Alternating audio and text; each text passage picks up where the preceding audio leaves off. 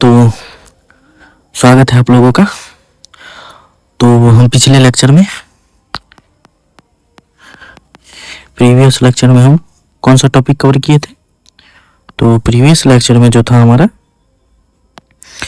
वो मैंने आपको जो है वो बताया था, वो था केमिकल रिएक्शन। क्या था हमारा?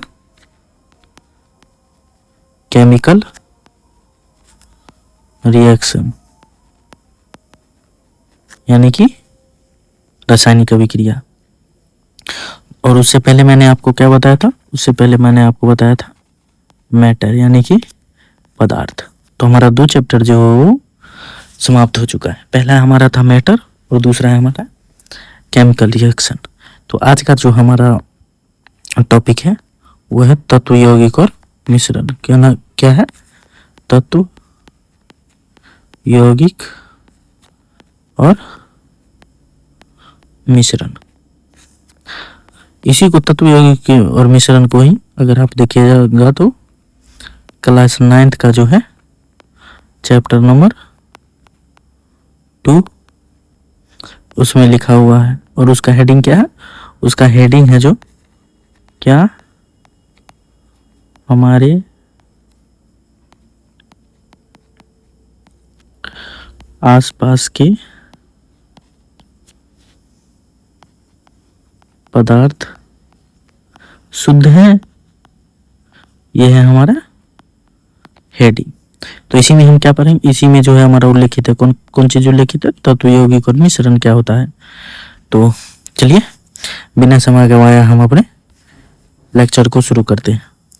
तो हमारा आज का लेक्चर है तत्व, यौगिक, मिश्रण, यानी कि, और हमारा पढ़ने का आधार क्या है, यानी कि सोर्स क्या है पढ़ने का? तो सोर्स है हमारा क्लास 9th का जो एनसीईआरटी है साइंस का, उसका चैप्टर नंबर 2, क्या हमारे आसपास के पदार्थ शुद्ध है, वो है हमारा सोर्स।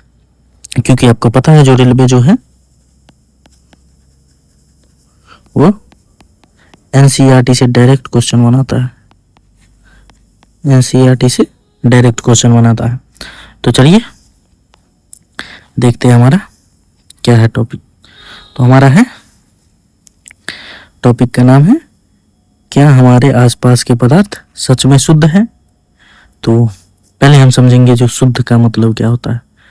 हम जो शुद्ध समझते हैं, वैज्ञानिक जो शुद्ध समझते हैं, क्या ये दोनों अलग अलग है या दोनों एक समान है? हम जो बाजार से लाते हैं कोई सामान, उसको हम किस प्रकार से जानते हैं जो वो शुद्ध है या अशुद्ध है? केवल देख के या फिर उसका जांच करके किस प्रकार से हम जानते हैं? तो यही है हमारा आज का टॉपिक, यानी कि क्या हमारे आसपास के पदार्थ शुद्ध है या नहीं। इसी शुद्ध के पदार्थ पे, शुद्धता के पदार्थ पे आधार पे ही पदार्थ को हम बांटेंगे। तो चलिए शुरू करते हैं। सबसे पहले है हमारा जो कोई पदार्थ शुद्ध है या नहीं, उसको हम किस प्रकार से देखते हैं और एक वैज्ञानिक किस प्रकार से देखते हैं। तो पहले आम इंसान की नजर में, किसके? आम इंसान की नजर में जो शुद्ध पदार्थ क्या होता है? शुद्ध पदार्थ का, शुद्ध का मतलब होता है बिना किसी मिलावट के।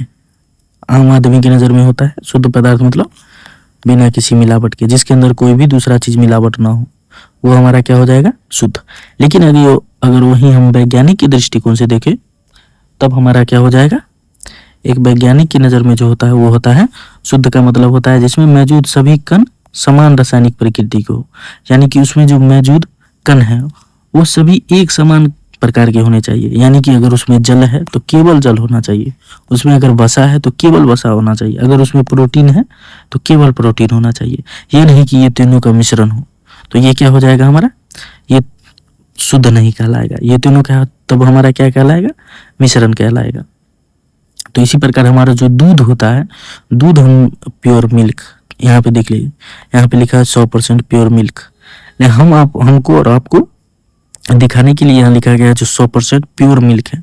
लेकिन मिल्क में भी क्या होता है? मिल्क में भी जल होता है, वाटर होता है, फिर प्रोटीन होता है, फैट होता है।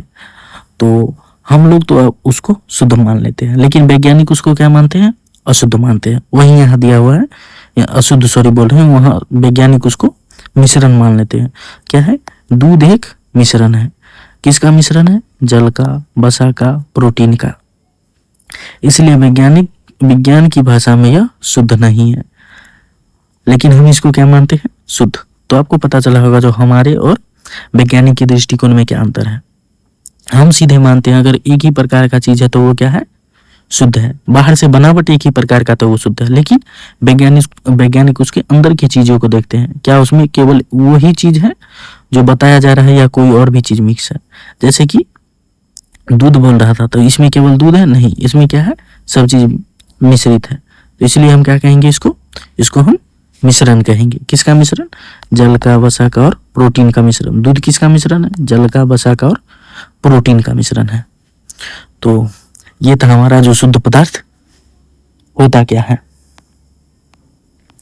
तो देख लीजिए, फिर उसके बाद जो है इसी शुद्धता के आधार पे ही पदार्थ को हम, पदार्थ यानी कि ठोस और द्रव और गैस, इसको हम दो प्रकार से बांटते हैं। एक होता है हमारा शुद्ध पदार्थ और एक होता है हमारा मिश्रण पदार्थ।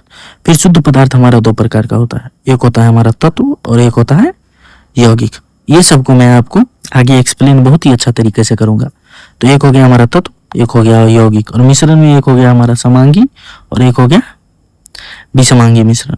समांगी मिश्रण और विषमांगी मिश्रण क्या होता है, चलिए हम उसको भी आगे समझते हैं। सबसे पहले समझते हैं जो हम मिश्रण क्या है, क्योंकि ये शुद्ध पदार्थ तो हम आपको लास्ट में पढ़ा के हमारा ये चैप्टर जो है दी एंड हो जाएगा। शुद्ध पदार्थ क्या है, तत्व यौगिक क्या है, उससे पहले हम जान लेते हैं जो मिश्रण क्या है, क्योंकि इसका मेन टॉपिक जो है इस चैप्टर का वो है मिश्रण ही।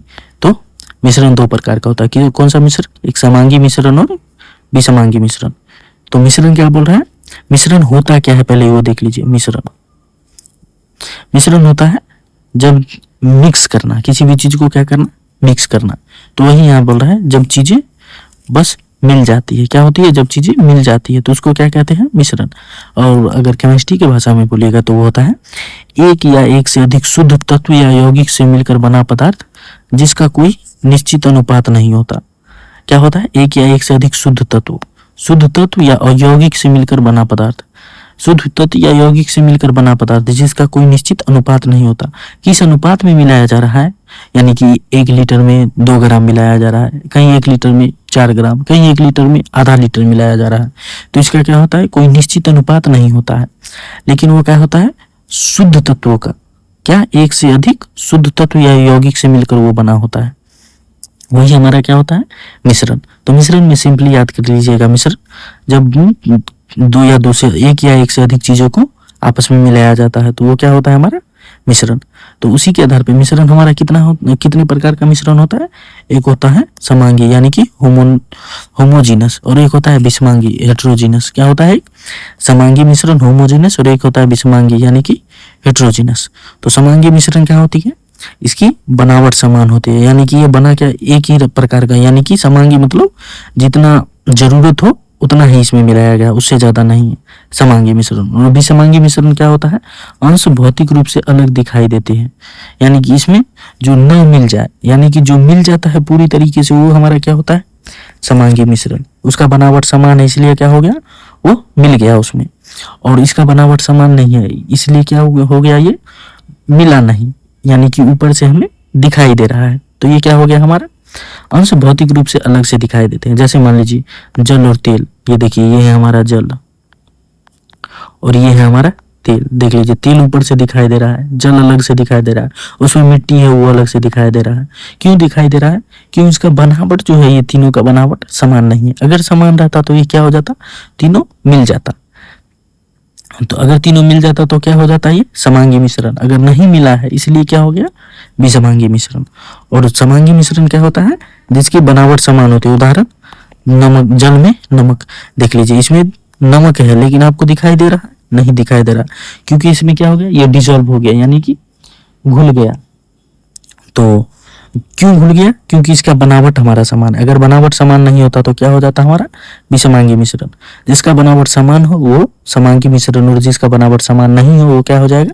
विषमांगी मिश्रण। तो ये था हमारा मिश्रण। आशा करते हैं कि आपको मिश्रण क्या है वो पता चल गया होगा।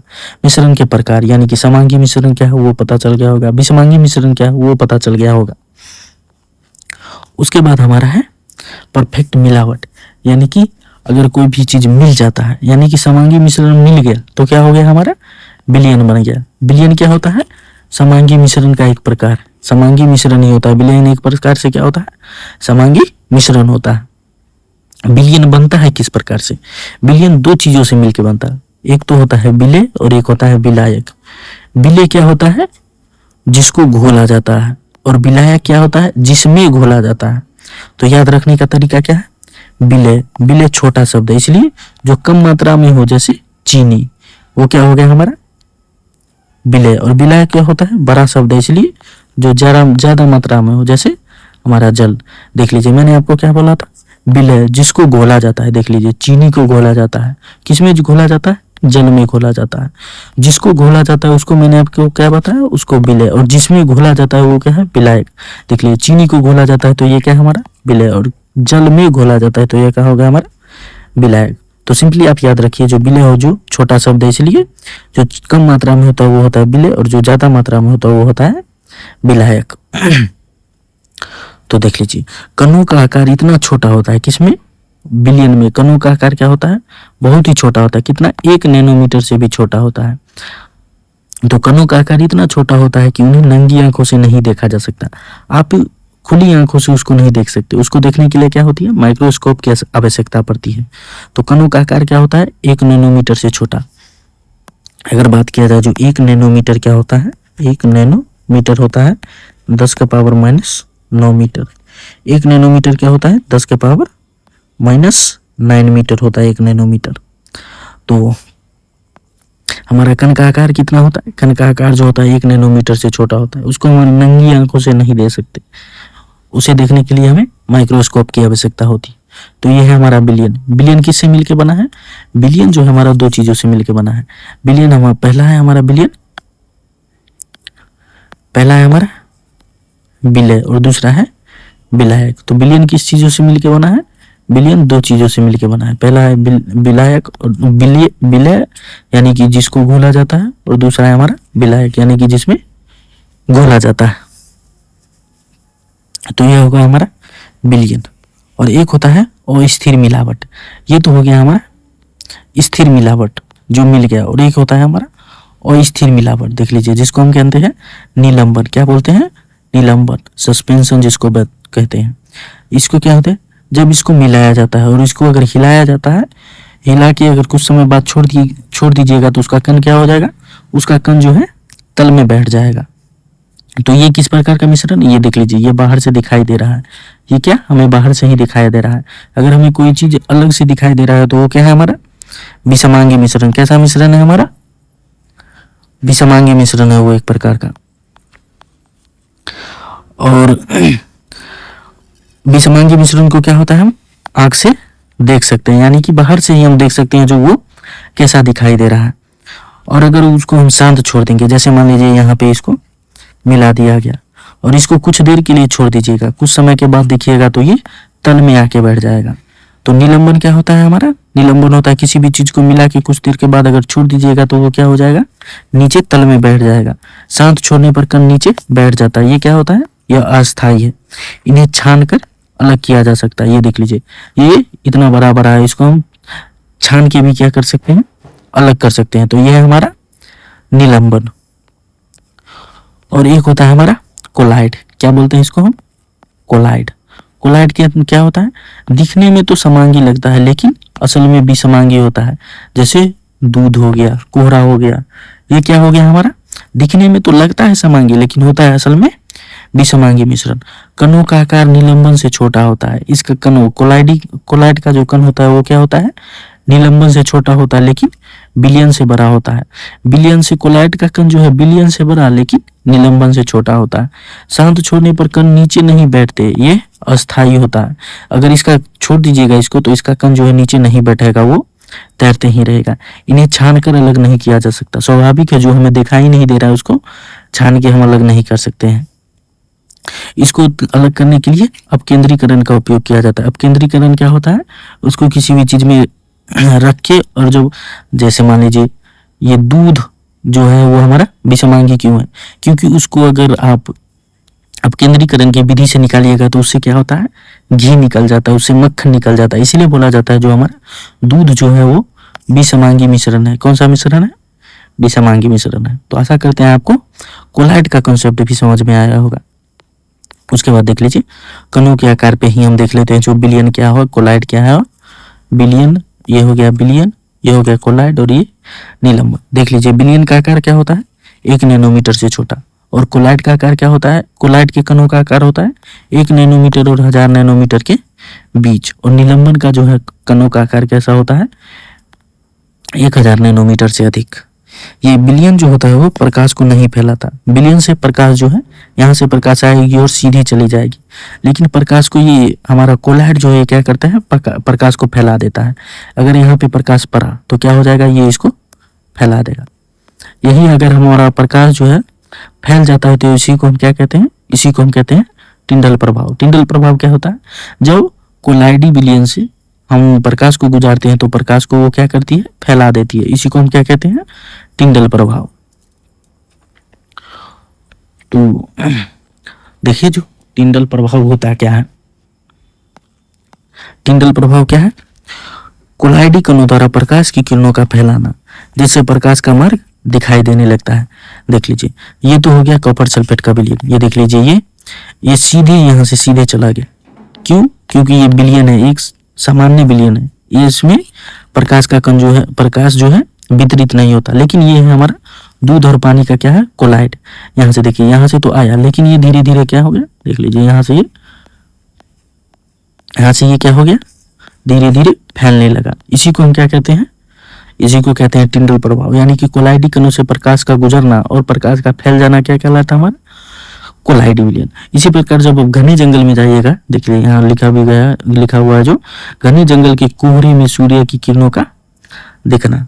अगर घने जंगल में जाइएगा तो सूर्य की किरण जो आपको नीचे में दिखाई देगा। जैसे आप अमेज़न जंगल में चले जाइए, वहां अगर जाइएगा तो बहुत ही सघन जंगल है वहाँ, इसलिए वहां का जो कण होता है, वहां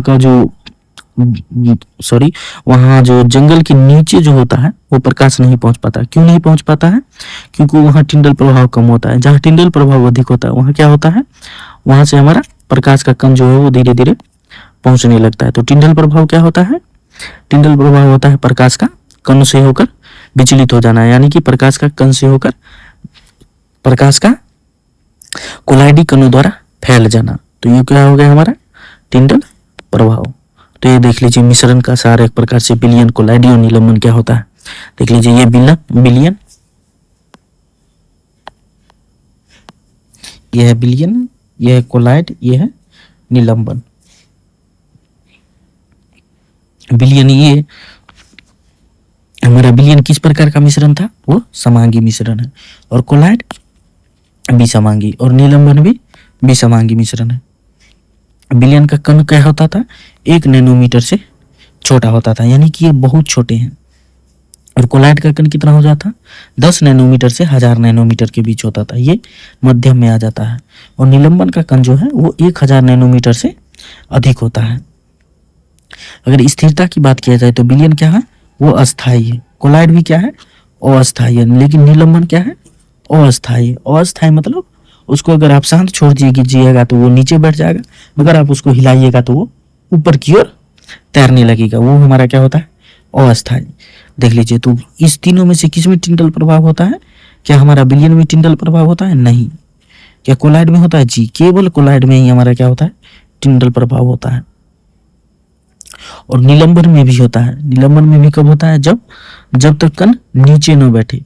यानी कि अगर आप हिला लीजिए, निलंबन को हिला दीजिए जिससे कण ऊपर आ जाएगा तो क्या होगा, उस समय तो टिंडल प्रभाव प्रदर्शित होगा। लेकिन अगर कण नीचे बैठ गया तो क्या हो जाएगा, टिंडल प्रभाव नहीं दिखाएगा। इसलिए बोला जाता है हाँ ये तो होता है, लेकिन एक कंडीशन है, जब तक नीचे न बैठे कण, क्या हो, नीचे न बैठे, तब तक ही हम इसमें टिंडल प्रभाव दिखाई देगा।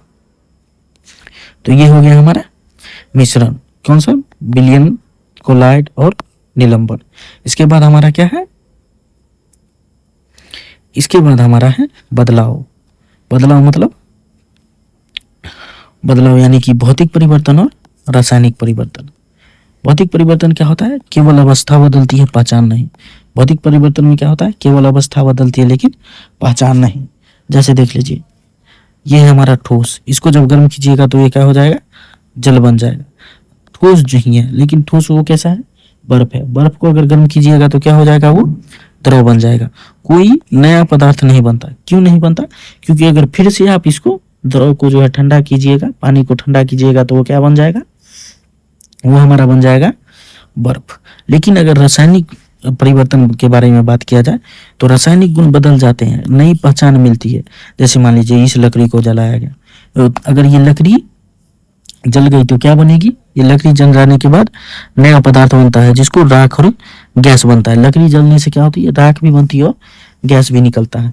इसको दोबारा नहीं बनाया जा सकता, राख बन जाता है। क्या राख से हम दोबारा लकड़ी बना सकते हैं, नहीं बना सकते। इसको हम क्या बोलते हैं, इसलिए हम इसको रासायनिक परिवर्तन बोलते हैं। यानी कि इसमें रासायनिक गुण बदल जाता है, नई पहचान मिल जाती है, लेकिन इसमें अस्थायी केवल अवस्था बदलती है, पहचान नहीं। इसमें केवल अवस्था ही इसका जो है, बर्फ का जो है केवल अवस्था बदलता है, लेकिन पहचान इसका नहीं बदलता। ये अब तब भी पानी था लेकिन वो ठोस पानी था, और अब वो लिक्विड पानी है, लेकिन दोनों पानी ही है। इसलिए बोला जाता है रासायनिक परिवर्तन क्या होता है, जो दोबारा न मिले, और भौतिक परिवर्तन होता है जो दोबारा मिल जाए। तो सिंपली ऐसे याद रखिएगा, भौतिक और रासायनिक परिवर्तन। उसके बाद हमारा है तत्व, यानी कि एलिमेंट। शुद्ध पदार्थ में कौन कौन सा था हमारा, शुद्ध पदार्थ में था तत्व और यौगिक। तो देखिए हमारा तत्व क्या है, तो लेवोजियर है जो है केमिस्ट्री के जनक हमारे कहा जाते हैं, एंटोनी लेवोजियर। उन्होंने बताया जो पदार्थ का वह मूल रूप जिसे रासायनिक प्रतिक्रिया द्वारा और अधिक सरल पदार्थों में विभाजित नहीं किया जा सकता, वह हमारा क्या कहलाएगा, तत्व। तत्व क्या होता है, जिसको अब विभाजित, उससे ज्यादा विभाजित नहीं किया जा सकता। यानी कि मान लीजिए ये एक छोटा सा पदार्थ है, इससे छोटा आप अगर इसको नहीं बना सकते तो ये क्या कहलाएगा हमारा, ये हमारा कहलाएगा तत्व। तत्व का क्या होता है, पदार्थ का वो मूल रूप जिसे रासायनिक प्रतिक्रिया द्वारा और अधिक सरल पदार्थों में विभाजित नहीं किया जा सकता, जिसको नहीं तोड़ा जा सकता, जो सबसे छोटा रूप में आ गया, वो हमारा क्या कहलाता है, तत्व। जैसे हमारा लोहा को आप उसके बाद नहीं तोड़ सकते। ऑक्सीजन हो गया, सोना हो गया, यही हमारा क्या हो गया, तत्व। तत्व क्या होता है, जिसको अब तोड़ा नहीं जा सकता, वो क्या हो गया हमारा तत्व। इस तत्व में ही होता है धातु होता है, और धातु होता है और उपधातु होता है। तो धातु क्या होता है, धातु चमकीली होती है, विद्युत का सुचालक होता है, आघात वर्धनीय होती है, यानी कि उसे जब उसको पीटिएगा तो वो क्या होगा, वो आवाज निकालेगी, और वो पतली चादर में बिछ जाएगी, उससे तार भी खींचा जा सकता है। वो क्या कहलाता है, जैसे सोना हो गया, लोहा हो गया। मैं ये आपको जो है धातु, अधातु और उपधातु एक चैप्टर ही पढ़ाऊंगा, तो आप टेंशन मत लीजिए। और अधातु क्या होता है, अधातु जो है कुचालक होता है, इससे विद्युत पास नहीं करती, वो चमकीली नहीं होती, जैसे ऑक्सीजन हो गया, कार्बन हो गया। उपधातु दोनों के बीच के गुण, जैसे सिलिकॉन, बोरोन, ये क्या हो गया हमारे उपधातु। तो ये था हमारा तत्व। तत्व के बाद हमारा क्या बच जाता है, तत्व के बाद हमारा बच जाता है यौगिक। यौगिक यानी कि कंपाउंड। यौगिक क्या होता है, निश्चित अनुपात। क्या होता है, दो या दो से अधिक तत्व जब एक निश्चित अनुपात में रासायनिक रूप से जुड़ते हैं। यानी कि मान लीजिए ये एक हमारा हाइड्रोजन का तत्व है, ये भी हाइड्रोजन और ये ऑक्सीजन है। जब दो हाइड्रोजन एक साथ मिलता है, दो हाइड्रोजन और एक ऑक्सीजन एक साथ मिलता है, तो ये हमारा क्या बनाता है, तब ये हमारा जल बनाता है। तो यही हमारा क्या होता है, दो या दो से अधिक तत्व। देख लीजिए कितना है, दो या दो से, यानी कि तीन तत्व है, लेकिन क्या है, निश्चित अनुपात में। एक ये है, एक ये है और एक ये है। ये तीनों का अनुपात क्या है, ये निश्चित ही है। निश्चित अनुपात में रासायनिक रूप से जुड़ते हैं। रासायनिक रूप से मतलब तीनों रासायनिक अभिक्रिया करके जुड़ते हैं, तो वो क्या कहलाता है हमारा यौगिक। तो सीधे याद रखिए, जो दो या दो से अधिक तत्व जब एक निश्चित अनुपात में रासायनिक रूप से जुड़ते हैं, यानी कि दो तत्वों का आपस में जुड़ना क्या कहलाता है हमारा, यौगिक कहलाता है। तत्व क्या होता है, तत्व होता है जिसको उससे छोटी अवस्था में नहीं तोड़ा जा सकता, जिससे मौजूद है। तो ये हो गया हमारा, जैसे हाइड्रोजन हो गया और ऑक्सीजन, जब ये जो है हमारा अभिक्रिया करती है तो क्या बनाता है, जल बनाती है। जैसे हाइड्रोजन गैस जलती है और ऑक्सीजन गैस है, जलने में मदद करती है। लेकिन वाटर क्या होती है, ये लिक्विड है और ये आग बुझाने में मदद करती है। तो यहाँ देख लीजिए, ये हमारा गैस था, ये भी गैस था, लेकिन ये बना हमारा द्रव। तो इसमें क्या हुआ, अवस्था में परिवर्तन हो गया। देख लीजिए, गैस से हमारा क्या बन गया, गैस से हमारा द्रव बन गया। तो क्या हो गया, अवस्था में परिवर्तन हो गया। तो इसलिए हम कहा जा सकता है जो इसमें भी रासायनिक अभिक्रिया हुई है। तो ये क्या है, यौगिक के गुण उसके तत्वों से बिल्कुल अलग होते हैं। यानी कि इसका गुण देख लीजिए, इसका गुण क्या है, गैस। ऑक्सीजन का है जो जलने में मदद करता है, हाइड्रोजन जलाती है। लेकिन वाटर क्या होती है, वो आग बुझाती है। यानी कि हमारा जो यौगिक बनेगा उसका जो तत्व जो हम उसको बनाने के लिए इस्तेमाल कर रहे हैं उसका गुण जो होगा वो क्या होगा, उसका गुण उसके तत्व से गुण से अलग होगा। तो यह हो गया हमारा यौगिक। उसके बाद हो गया हमारा भौतिक मिलावट बनाम रासायनिक बंधन। भौतिक मिलावट क्या होता है? भौतिक मिलावट होता है जब दो पदार्थों को छोटे छोटे कणों में भौतिक रूप से मिला दिया जाता है। जैसे कि मिश्रण। मिश्रण क्या होता है? जब दो छोटे छोटे तत्वों को जो है भौतिक रूप से यानी कि दिखाई देता है उस प्रकार से मिलाया जाता है। जैसे हम आप लोग भुजा और दाल बूट मिलाते हैं, वो हमारा हो गया भौतिक मिश्रण। कण बस मिले हैं, यानी कि एक दूसरे में क्या होता है, कण मिले रहते हैं। जैसे मान लीजिए एक है लोहा का चुम्बक, एक जो हमारा हो गया, ये हो गया हमारा लोहे का छोटा छोटा कण है, और एक जो हो गया वो लकड़ी का कण है। दोनों को मिला दीजिए और जब उस पे आप चुंबक रखिएगा तो वो क्या करेगा, लोहे के कण को जो है अपनी ओर खींच लेगा और लकड़ी के कण जो है नीचे रह जाएगा। तो ये मिलावट हमारा कैसा मिलावट कहलाएगा? भौतिक मिलावट। भौतिक मिलावट कैसा होता है? भौतिक मिलावट होता है जो ऊपर से आपको दिखाई दे, जैसे हमारा चूड़ा और दाल बूट का मिलावट हो। लेकिन यौगिक क्या होता है? यौगिक होता है जो हमारा जो यानी कि अभिक्रिया करके जो बनता है वो हमारा क्या होता है? यौगिक होता है। जैसे गर्म करने पर रासायनिक प्रतिक्रिया हुई, नया पदार्थ बना, चुंबक अब काम नहीं करेगा। जैसे ये मान लीजिए इसमें भी लोहा है, लेकिन इसको ये जो है अभिक्रिया करके कोई नया पदार्थ बना लिया, तो ये इसका क्या हो गया? इसका गुण ही अलग हो गया। अब ये चुंबक इसको खींच नहीं पाएगा। क्यों नहीं खींच पाएगा? क्योंकि ये यौगिक बना है। यौगिक का जो गुण होता है वो उसके तत्व से गुण से भिन्न होता है। तो ये कैसा बंधन हो गया? ये हो गया हमारा रासायनिक बंधन। लेकिन इसके अंदर जो है वो कैसा क्या है? वो है भौतिक मिलावट, और ये है हमारा रासायनिक बंधन। तो ये था हमारा भौतिक मिलावट और रासायनिक बंधन। तो हमारा निष्कर्ष क्या निकलता है? निष्कर्ष निकलता है जो पदार्थ को हम दो भागों में बांट सकते हैं। पहला हमारा शुद्ध पदार्थ और दूसरा है मिश्रण। शुद्ध पदार्थ में एक होता है तत्व और एक होता है यौगिक, और मिश्रण में होता है एक होता है समांगी मिश्रण, एक होता है विषमांगी मिश्रण। समांगी मिश्रण यानी कि बिलियन जैसे कि चीनी प्लस पानी। कण इसका 1 नैनोमीटर से छोटा होता है। एक समान होना चाहिए, यानी कि इसका जो है चीनी और पानी ये दोनों का जो है गुण क्या है? एक समान, इसलिए ये दोनों मिल जाता है। विषमांगी मिश्रण भी होता है दो प्रकार का, एक होता है कोलाइडी और एक होता है निलंबन। कोलाइडी जैसे कि दूध में क्या होता है? हमारा टिंडल प्रभाव होता है। मिट्टी प्लस पानी ये हो गया निलंबन। कण नीचे बैठ जाता है, यानी कि ये अस्थायी होता है। जब इसको हिलाते हैं तो क्या होता है? कण ऊपर आ जाते हैं, और जब इसको छोड़ दिया जाता है तो कण नीचे चला जाता है। यौगिक क्या होता है? यौगिक होता है हमारा जल और नमक। जैसे कि जब हम दो तत्वों को मिलाते हैं तब जो हमारा नया पदार्थ बनता है वो क्या होता है? हमारा यौगिक। और तत्व क्या है? जिसको हम उससे छोटी अवस्था में नहीं तोड़ सकते, जिसमें वो मौजूद है। यानी कि ये हमारा हाइड्रोजन है, तो हाइड्रोजन की उससे छोटी अवस्था में और नहीं तोड़ा जा सकता। तो ये हो गया हमारा तत्व। तो ये था हमारा तत्व, यौगिक और मिश्रण। तो आशा करते हैं कि आपको जो है ये लेक्चर अच्छा लगा होगा। तो थैंक यू। मिलते हैं हम आपसे नेक्स्ट लेक्चर में। तब तक के लिए इस चैनल पे अपना प्यार